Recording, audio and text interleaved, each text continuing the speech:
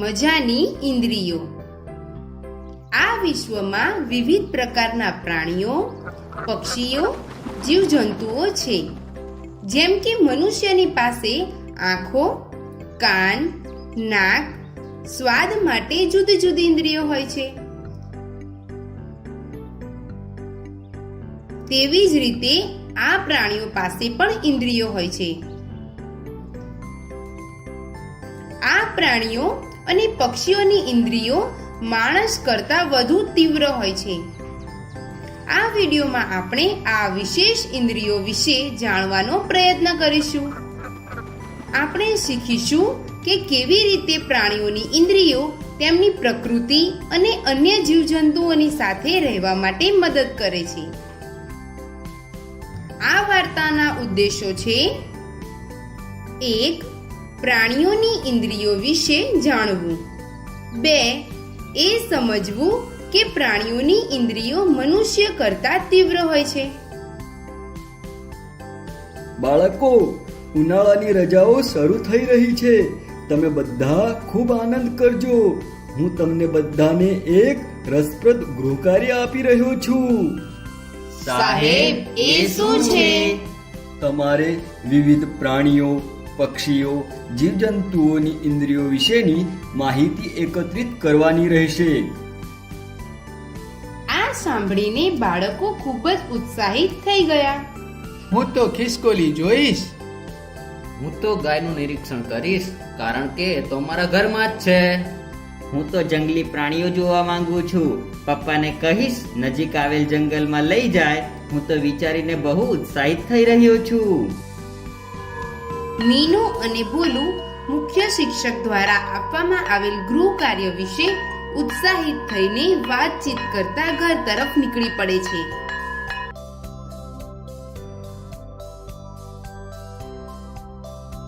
Mummy, mummy, ખૂબ ભૂખ લાગી છે. ચાલો બાળકો, આંગણામાં ઝાડ નીચે ચાદર પર બેસો. હું ખાવાનું લાવું છું. મીના અને ભોલુ જમવાનું શરૂ કરે છે. અચાનક એક સમડી ઉડતી આવે છે અને ભોલુની થાળીમાંથી રોટલી લઈને જતી રહે છે. અરે જો દીદી, સમડી મારી રોટલી લઈને ગઈ. હા ભોલુ, મેં જોયું. હું ડરી ગયો. પણ દીદી, મારી થાળીમાંથી રોટલી સમડીને કેવી રીતે દેખાય? તે ખૂબ દૂર ઊંચે ઉડતી હતી. હા ભોલુ, પક્ષીઓની જોવાની શક્તિ આપણા કરતા તીવ્ર છે. તેની આંખો સ્થિર હોય છે, તેથી જ તે તેની ગરદન હલાવે છે. સમડી એક એવું પક્ષી છે જેની દ્રષ્ટિની શક્તિ માણસો કરતા 4 ગણી વધારે છે. સારું. ફરીથી જ્યારે સમડી તું જોવે તો યાદ રાખજે, જેની જોવાની શક્તિ ખૂબ જ તીવ્ર છે. બાળકો, તમે કોઈ પક્ષી અથવા પ્રાણીઓ વિશે જાણો છો જેની જોવાની શક્તિ ખૂબ જ તીવ્ર હોય છે? અરે ભોલુ, તું કેટલું ખાવાનું નીચે પાડે છે. જો, કેટલી કીડીઓ એકઠી થઈ ગઈ છે. હા દીદી, મેં જે મીઠાઈ નીચે પાડી હતી તે લઈને જઈ રહી છે. કેટલી નવાઈની વાત છે. તેમને કેવી રીતે ખબર પડી કે અહીં મીઠાઈ પડી છે? ભોલુ, તું જાણે છે કે કીડીઓને ચાખવાની અને સુગંધ લેવાની શક્તિ ખૂબ જ તીવ્ર હોય છે. તેમની પાસે વિશેષ શૃંગિકા એટલે કે એન્ટીના હોય છે, જેની મદદથી તેઓ શોધી કાઢે છે કે ક્યાં કઈ મીઠી વસ્તુ પડી છે. ઓ દીદી, શૃંગિકા, એન્ટીના? તું જાણે છે ભોલુ, આ કીડીઓ એક ખાસ ગંધ છોડે છે, જેના કારણે તેના સમૂહની બીજી કીડીઓ તે ગંધને સૂંઘીને એક જગ્યાએ ભેગી થાય છે અને પછી બધી કીડીઓ મળીને તે મીઠી વસ્તુને ઉઠાવીને લઈ જાય છે. હા, જો દીદી, સીધી લાઈન બનાવીને મીઠાઈનો ટુકડો કેવી રીતે લઈ જઈ રહી છે. મારા વર્ગના બાળકો ક્યારેય આવી લાઈન સાથે ચાલતા નથી. રોજ શિક્ષકો અમને સમજાવે છે, પરંતુ આ કીડીઓ સીધી લાઈનમાં કેવી રીતે આગળ વધી રહી છે? તો મિત્રો, મને કહો, કીડી પોતાના શરીરના કયા ભાગમાંથી શોધી કાઢે છે કે ખાદ્ય ચીજો ક્યાં પડી છે. જો દીદી, આ અહીં જઈ રહી છે.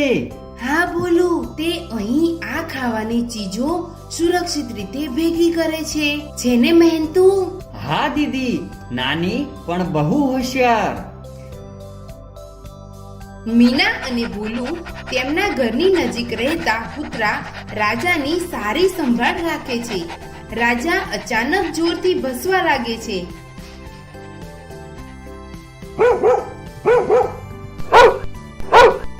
કેમ રાજા આટલો જોરથી ભસે છે? શું થયું રાજા? ત્યાં કોઈ નથી દીદી, ફક્ત એક અજાણ્યો માણસ આપણા ઘર પાસેથી નીકળી રહ્યો છે. દીદી, રાજા કેટલો વફાદાર છે.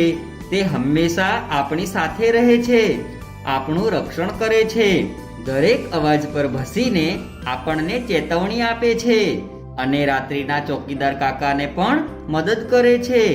દીદી, ખબર છે, કેટલીક વાર ચોકીદાર ઊંઘ લે છે પણ રાજા હંમેશા જાગતો રહે છે.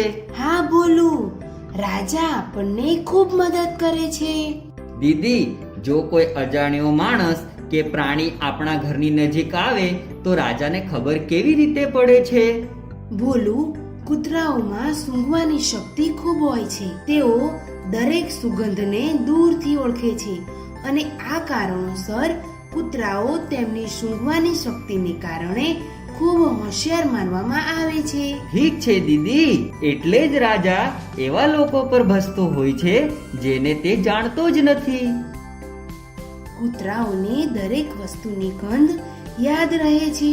તેઓ પેશાબ અથવા શૌચ કરે તે પહેલા તે જગ્યાની ખાતરી કરે છે. હા, મારા શિક્ષકે કહ્યું કે કૂતરા પણ તેમની સૂંઘવાની શક્તિને કારણે પોલીસમાં કામ કરે છે. મમ્મી, શું કાલે આપણે નાનીના ઘરે જઈ શકીએ? અમારી ઉનાળાની રજાઓ શરૂ થઈ ગઈ છે. હા મમ્મી, અમને જવા દો ને. સારું, કાલે સવારે વહેલા ઉઠજો. હું રમેશ કાકાને કહું છું, તેઓ દરરોજ દાદીના ગામ જાય છે. હું તેમને કહીશ, તેઓ તમને ત્યાં મૂકવા આવશે. હવે તમે બંને સૂઈ જાઓ.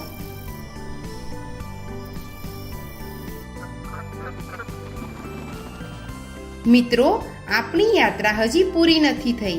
મીના અને ભોલુની સાથે નાનીના ઘરે જંગલી પ્રાણીઓની સંવેદનાઓ વિશે આપણે વધુ જાણવાના છીએ.